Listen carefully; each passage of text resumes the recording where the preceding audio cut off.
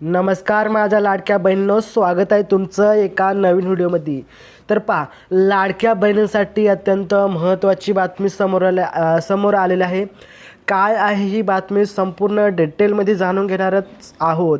तत्पूर्वी आपल्या लाडक्या बहिणी जर या चॅनलवरती नवीन आला असाल तर नक्कीच क्रिएटिव्ह मराठी या चॅनलला सबस्क्राईब करून बाजूचे बेल आयकॉन देखील प्रेस करून टाका, कारण या चॅनलवरती असेच योजनाशी रिलेटेड किंवा इतर ज्या योजना आहेत त्याच्याशी लाभ कसा घ्यायचा याचे व्हिडिओ आपल्या चॅनलवरती पाहायला मिळतात। तर नक्कीच व्हिडिओला लाईक करा, शेअर करा। तर चला पाहूयात नक्की काय आहे ही बातमी। तर पहा, ही बातमी वाचून आपल्याला आनंद नक्कीच होईल, कारण काही माता भगिनींचा जो प्रश्न होता महत्त्वाचा तो या ठिकाणी देवेंद्र फडणवीस यांनी घेतलेला आहे।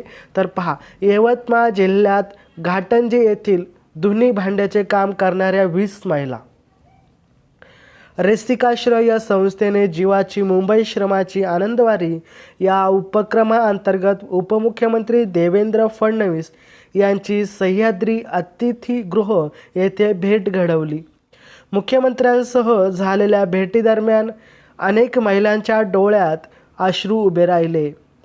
भांडे घासून मिळणाऱ्या 500 रुपयावर कुटुंब कसं चालवायचं याचा मोठा प्रश्न आपल्या ज्या 20 महिला आहेत त्यांना पडलेला होता। पण लाडकी बहीण योजनेचा आम्हाला मोठा आधार मिळाला आहे किंवा दिलासा मिळालेला आहे असं त्या लाडक्या बहिणींनी स्पष्ट करून सांगितलं आहे। या ठिकाणी देवेंद्र फडणवीस देखील उपस्थित होते। असे म्हणत असताना एक वृद्ध महिलेचा गळा दाटून आला। लाडकी बहीण योजनेची ही आमच्यासाठी केवळ एक आर्थिक मदतच नाही तर आमच्या जगण्याचा एक आधार देखील आहे, असे या वृद्ध व्यक्तीने या ठिकाणी सांगितलेलं आहे। असे धुणी भांडी करणाऱ्या महिलांना सांगताच ही योजना कधीही बंद पडणार नाही अशी आश्वासनपर ग्वाही यावेळी मुख्यमंत्री देवेंद्र फडणवीस यांनी दिलेला आहे। मुख्यमंत्र्यांनी त्यांच्या भावना समजून घेत लाडकी बहीण योजना कधीच बंद होणार नाही, यापेक्षा अधिक मदत कशी करता येईल याचाही विचार करतोय असे आश्वासन त्यांना दिले।